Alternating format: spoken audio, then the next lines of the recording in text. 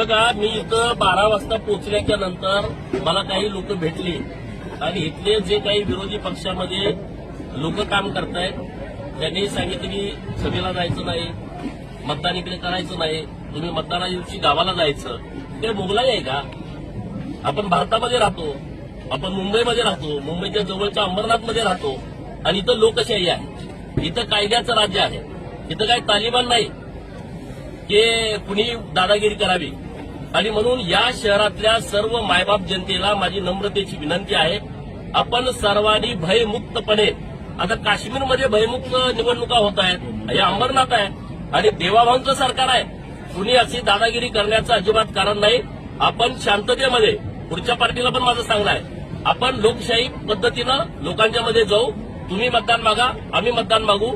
लोकांना ज्यांची योग्य भूमिका वाटेल ते त्यांच्या सोबत जातील, परंतु भारतीय जनता पार्टी दादागिरी खपवून घेत नाही.